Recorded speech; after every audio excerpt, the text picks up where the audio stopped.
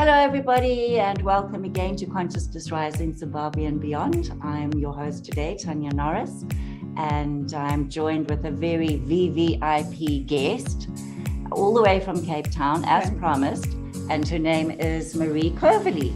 Hi, Marie. Hello, so happy to be here. Thank you for the amazing introduction. No, thank you. Thank you for joining. And I never ever got a bio from you, but I must say I looked on your website and it is a fantastically user-friendly website. So well done for that. And I like direct people there. But on the website, you describe yourself here as a teacher, an intuitive guide, and activator of energies. Yes, okay, that is right. That was, I think that's a really nice starting point. Just embellish that a little bit more for us. Okay, so there is a secondary website which is coming online because that kind of came from the Egypt work that I do, self-discovery of my own gifts and abilities, that I open the portals with the individual, which is basically the doorway to your gifts and abilities, which are sometimes blocked. Then I create the pathway. So I assist and guide the person on how to walk through the journey and maybe what needs to be looked at, and because the journey must be enjoyable. And then I also create the platform. So then we discuss about what does that look like in the world, you know, because we often get lost with the grounding and the creating, we get stuck in the stars. So it's all about the portals, the pathways, and the platforms. So you do the whole rainbow of activation, awakening, and landing, and actually bringing something into fruition. So that's it in a nutshell. And if you are working with an individual, that sounds like quite a process. Is that done over a period of time? Is it weeks, months, what? Well, it depends on the person, actually. And I'll give you a perfect example. I have been, I've worked obviously in my time, people with great traumas. I used to work with people with sick bodies and everything like that. But now I think we're just in different timelines where we're so fast forward with the energies. Like, for example, I'm working with somebody in corporate at the moment who is sick of corporate in that, but has had a lot of cancer and issues. And I've done one session with her and she is flying. What took us several years ago, like years to push through, she's done in one session. And all of a sudden now her gifts and abilities are online and she knows exactly what she wants to do because she's potentially a healer. So, so that's kind of like the difference really, because the energies are so sped up now. So it really does depend on the person and on their soul path as to how ready they are. However, that does come back into alignment with who you're supposed to work with, meaning as a way shower and a leader and an activator. If you are giving your strawberry to someone who doesn't have taste buds, the process is going to be long, arduous, or non-eventful. So you have to make sure that you are in alignment with the people that you're working with. And when you have that formula and you get the right mix and match, then the process for the person in healing is going to be fast. It's like it's the perfect match between teacher and student, but that only lasts for a short time because they also then become a teacher, you know? That's right. Yeah. Yep. And we're hoping that they become a teacher. Yeah. Yes. Yeah. I do find that a lot of people become very codependent on that process as well. Yeah. You get stuck in looping. They don't go anywhere. Yeah. No. Then you may as well just go and see a psychiatrist and get trapped in the 3-year-old who got locked in the cupboard, for years and years and years and years and years. And get off the ride. So the other interesting thing is that obviously people come to spirituality because they have some kind of disaster, tragedy, or whatever in their life. Okay. And normally when we get into it, it's very often through religion, or, in our sort of spiritual idea, it'll be through the Blavatsky, ascended masters, Rudolf Steiner, Eckhart Tolle, angels, occultism, and all the rest of it. So I'm just really curious as to how you landed in the whole Egyptology, the ancient deity camp. Because it's quite a thing to land in. Yeah, it is. It's quite extreme. And even I often ask myself daily, how did I get here? Exactly. Well, I mean, I think that this is what I believe, and this is just my opinion through my experience and my story and pathway. I believe that we have a very powerful soul signature energy. So I'm many streams of consciousness, and I can work with the Vikings, I can work with Merlin, the Druids, Mary Magdalene, but my main kind of like power frequency is Egypt, because that is where I feel that my signature frequency comes from, because that's probably where I was in my most powerful in past lives. So I believe that's kind of like, before you come to this planet, you know, you were sat there with your spiritual council and they're just like, well, you know, where do you want to go to? Well, I certainly don't want to live my lives from a place where I got it wrong. I'm going to go and actually have the best outcome. Oh, that was ancient Egypt. You did pretty well there. And I'm like, well, let me be part of that signature frequency, and any density with that, I will make my way back to that signature frequency, which is why we have people which are really powerful to do with plant medicines, or they're really powerful to do with maybe Buddhist energy and frequency. But it's like, I am kind of hell-bent on like not having labels. Yes, there's that, and it's amazing, because what we must be careful of is getting stuck in every meditation we do. I was a high priestess in the pyramid, and I did this, that, and the other. Well, that's amazing and gorgeous and lovely, but what you're going to do with that with the New Earth timeline? Do you know what I mean? It's like we can get stuck there. So with my process, I mean, I've been on my path, for like 15 odd years. And, you know, and it is a process. We all start with crystal healing, then we do Reiki, because we're spiritually seeking, right? That's right. And then I just think it's just a process of the journey that you end up finding your way back home, because each experience you had, you deepen your understanding of who you really are. Like the Egyptians say, know thyself is to know God. Under all of the different religions, whatever pathways you go through, it's the same message that we're all one. So at the end of the day, we just need a strong river of frequency to bring us back to that remembrance and understanding, which for me was the Egyptian frequency. But eventually I come back from that anyway, and because we're all one, and it's just consciousness and frequency and vibration, man. And I think that is the journey, and it's an interesting journey, and it's fun. It can be fun, because you're like, wow, I really enjoy that, and I really enjoy this. And I started to really tap into my Egyptian frequency just through ways of just discovery, self-discovery. Went to Egypt in 2018. First trip that I went there, came back with nothing else except extreme inadequacy. I went there and I just felt so small. I was in a group of 40. I hated it. I was like, my God, I feel so small. But that was the beginning. That was Egypt. It was like, this is what you need to clear. And this is what I'm saying, that magic moment on your path when you connect with a energy. Mine was Egypt. And then the real lessons come in. And then from that time, I went back again and again and again. And that's led me into a different pathway and timeline now. And that's where my gifts and frequencies and abilities, they all sit in the temples. So I had to just go back to the temples to go and access and remember. Because at the end of the day, this whole journey is about remembering, not learning. It's about remembering, because you've already got what you got, you know? So that was kind of like in a very small nutshell, how I've arrived at the Egypt frequencies, you know, just through my journey, just my whole path has just been about that, really. Yeah. So you wouldn't necessarily, for every one of your clients, take them through that whole initiation path as well. I mean, if that is relevant and pertinent for them and their life, then you would go that route, but it might not be for everyone. Yeah, exactly. Like I'm working with some clients at the moment, and, you know, different people, and, you know, at the end of the day, I can sense and feel if they've got an Isis frequency on board, but I can also sense and feel if they're an angel reader or they're connected with the angels. At the end of the day, I tap into my gifts and abilities. They don't need to know that who is speaking through me is Isis or, you know, Anubis or whatever.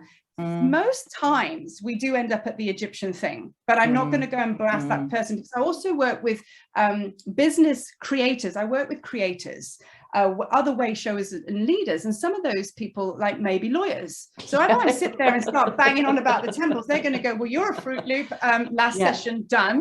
Do you know what I mean? But it's about me pulling from that power and leadership that was in Egypt and transcending it through to them in a language that they understand.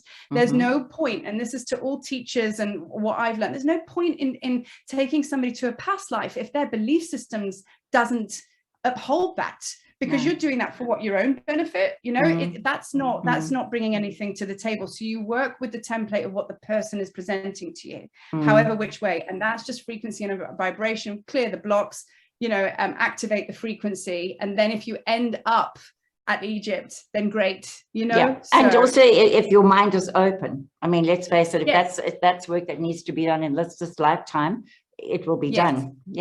Absolutely. For sure. I have found, Marie, that obviously everybody looks at life through their own lens, but I do find that a lot of people tend to get a little bit stuck in their belief systems.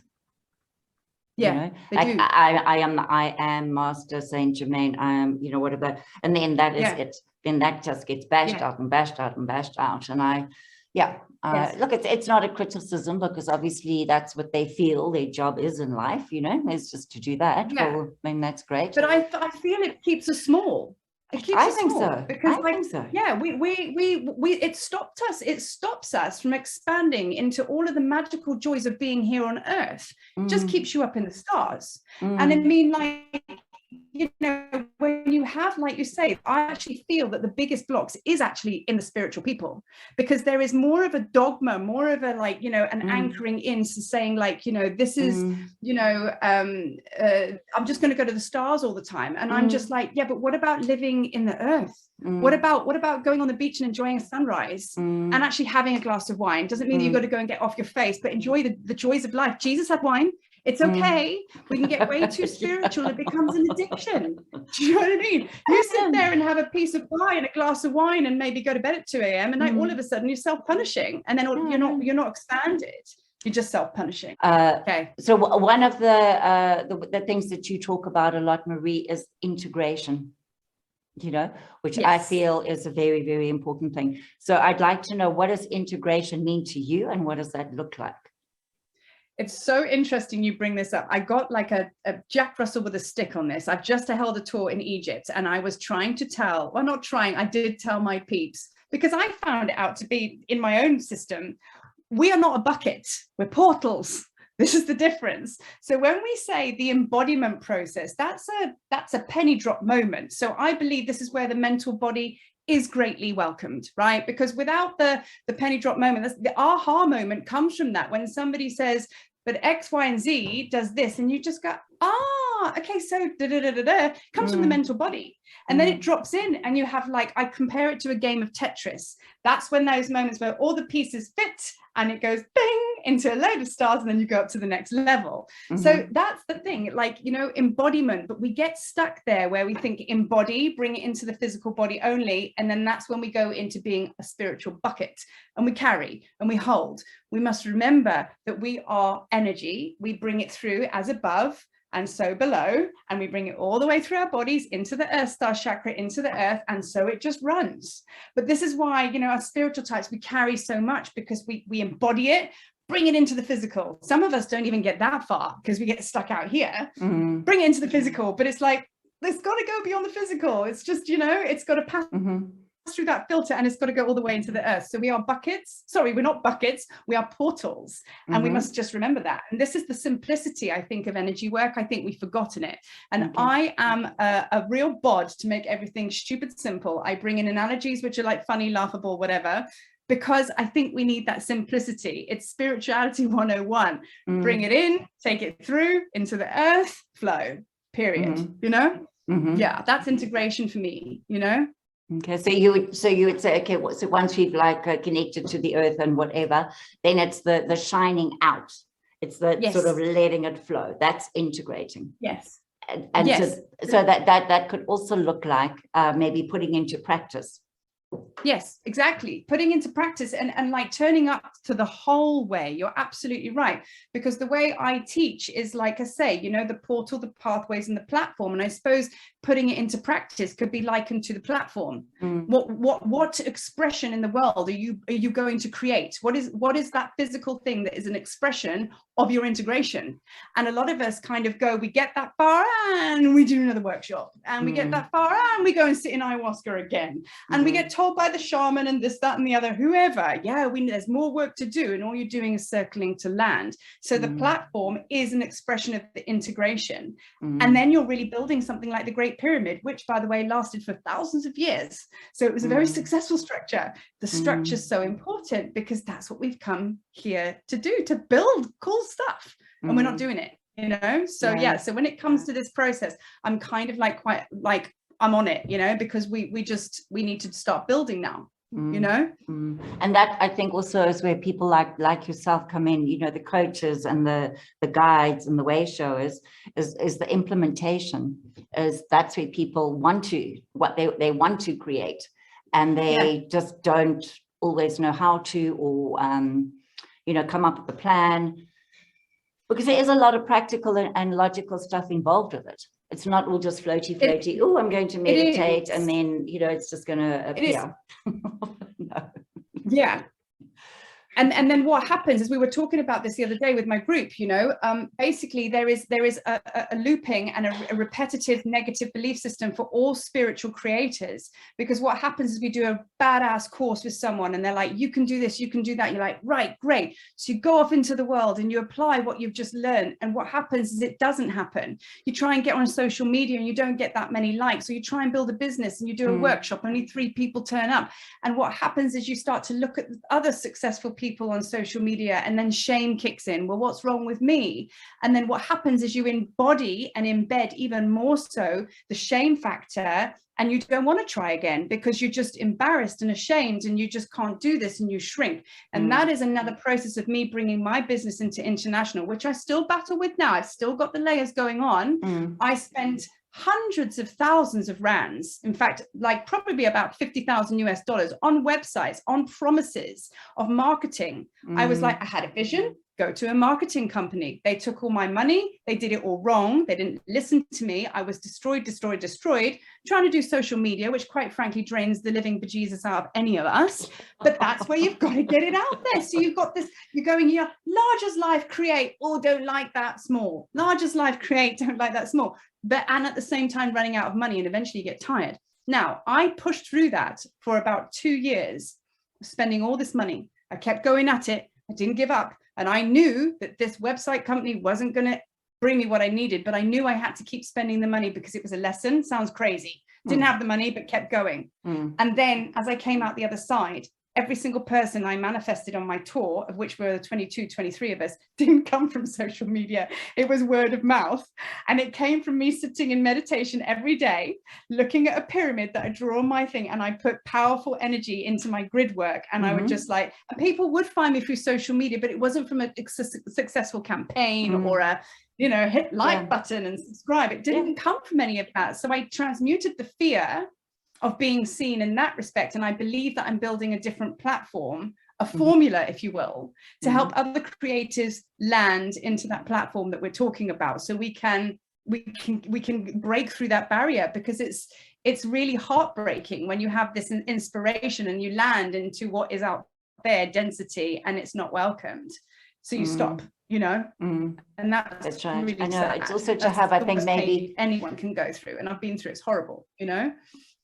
It's also maybe to have realistic expectations, and which is easy to say, but you don't know what a realistic expectation is. You just, you know what I mean? You don't know. You think you do, but you don't. Yeah. So it's just a fumble, feel thing in life, you know. The other thing I wanted to ask you, while you're into the Egyptology and all of that, do you do any work, I mean, going right back to Atlantis?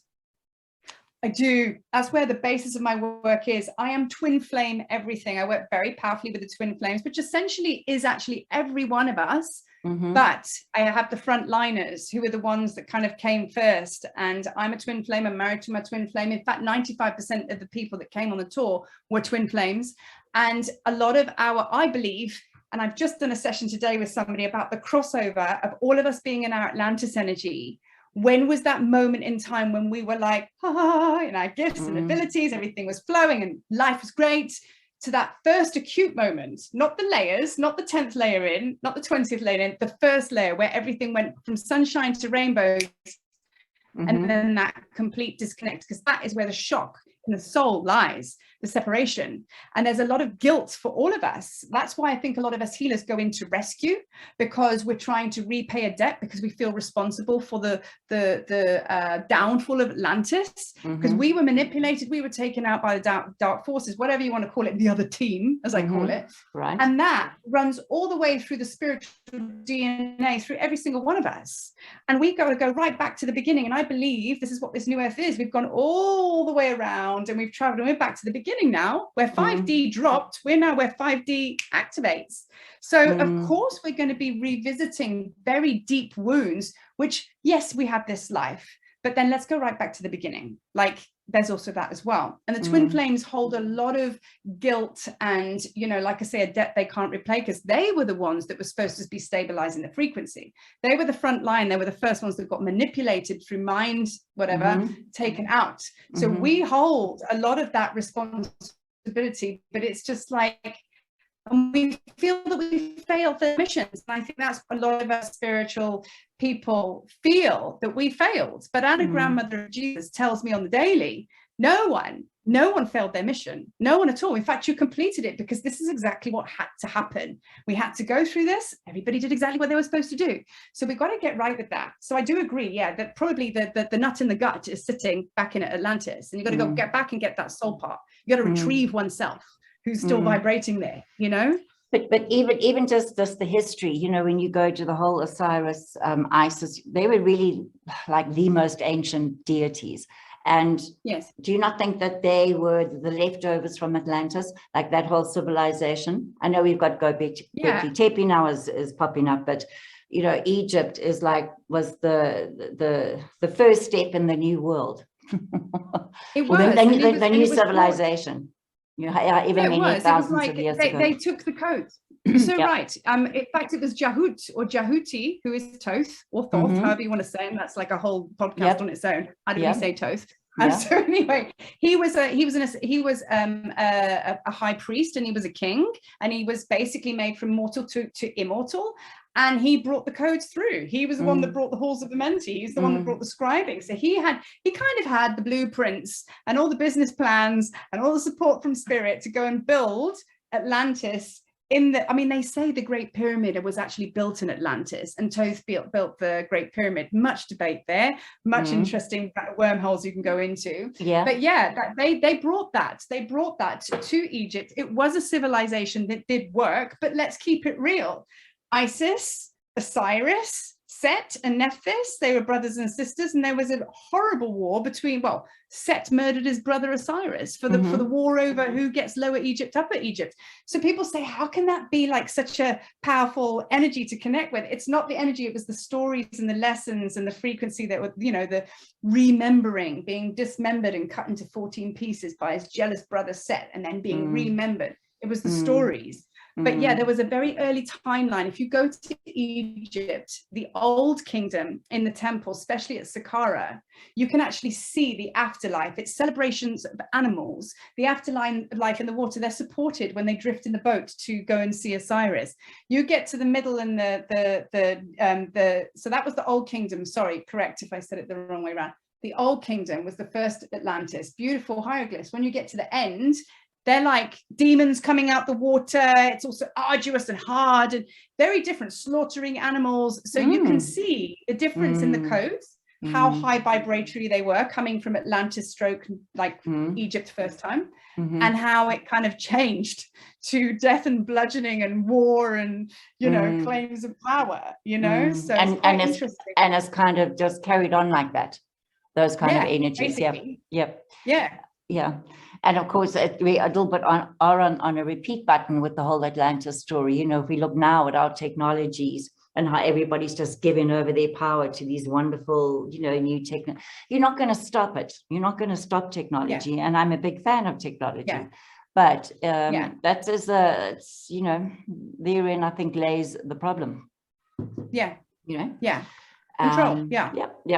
Control. And I just think that it is us as the individuals to do the recognizing, because they're not ever going to stop. Yes. Yeah, exactly.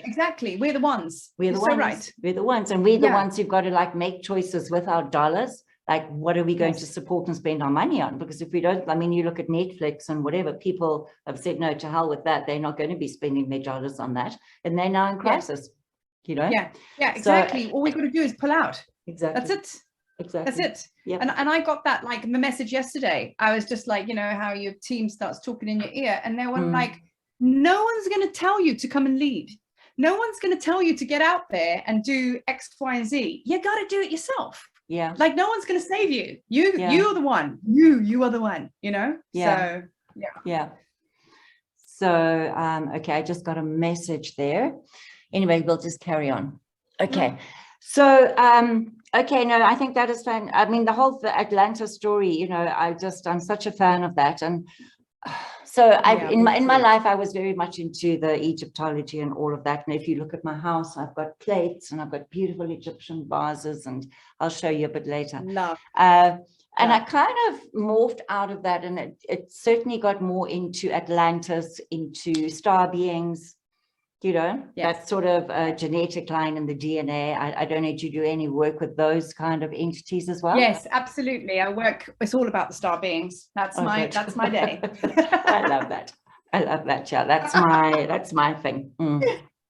Yeah, oh no, we find each other. Hey, I get goosebumps as soon as you say that, because that's essentially where we come from. As above, so below. The Egyptian source of stars we're a reflection. That's where we are, you know. So yeah. So if you had clients, say like myself, who's very interested in that and connecting to their, which I do, and I certainly in my own way, and in probably very unsophisticated ways, but nonetheless, people that were interested in those sort of lineages and DNA.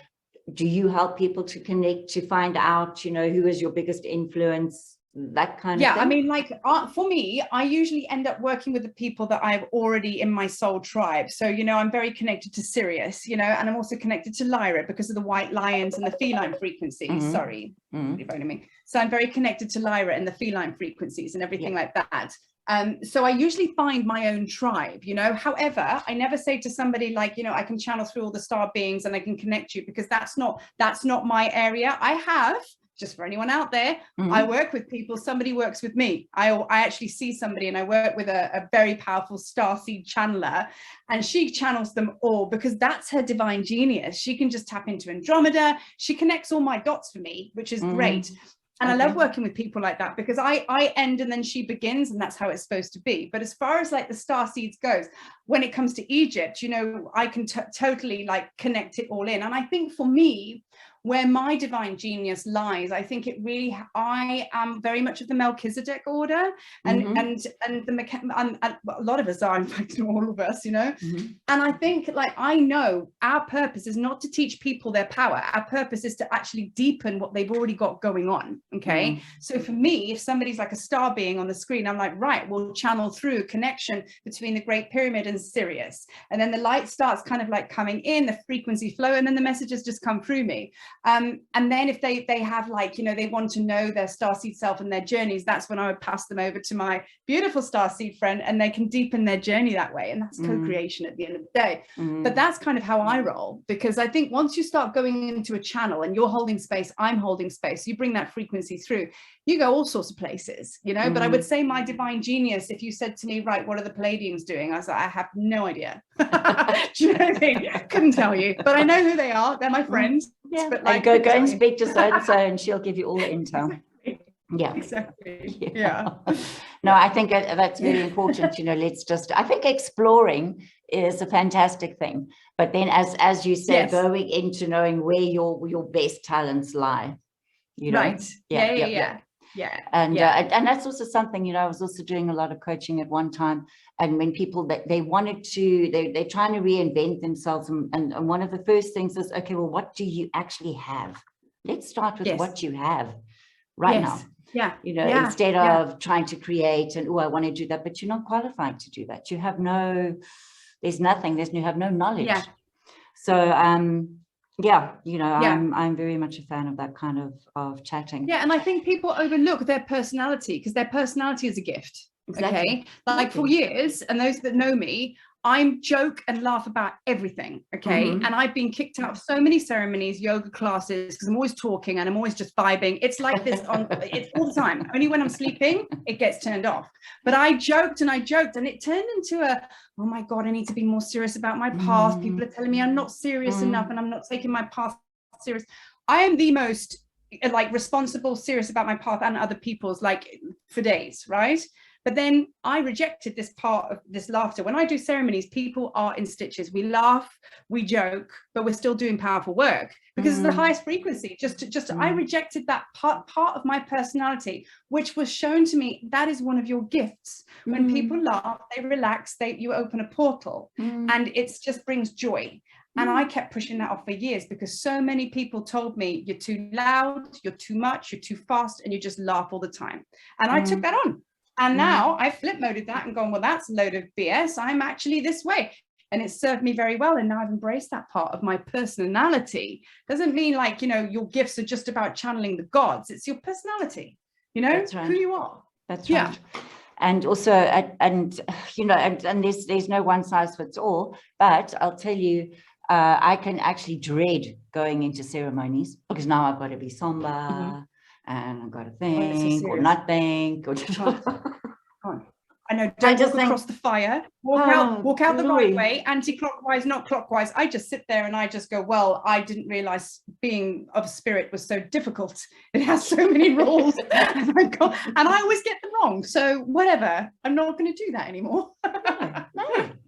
But the problem is that people have a perception, you know, unless you're doing all this spooky stuff and whatever, then, you know, you're not being spiritual.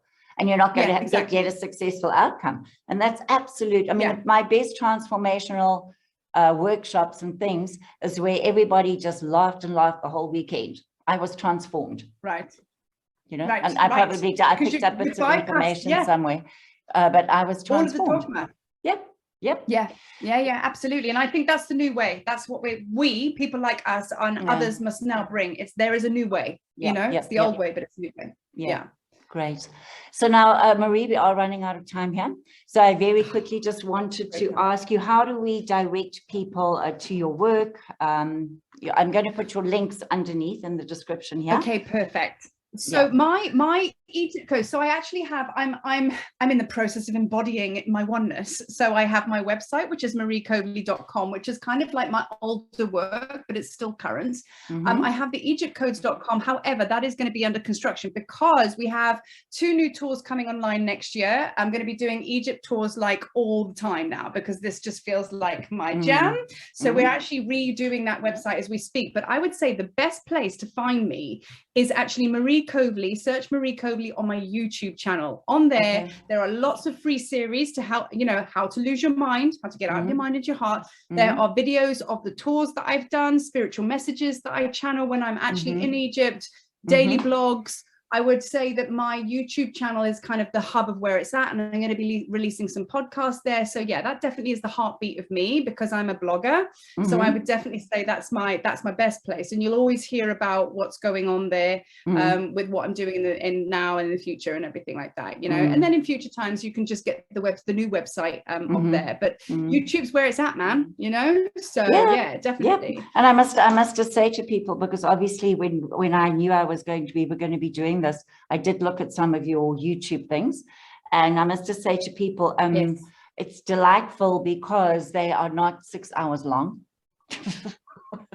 They are like, you know, you can go in there for 4 minutes, get the message, get the idea, get the gist, or 15 minutes at the most, and you're done. And that is just exactly. And that's just, it's so doable, you know what I'm saying?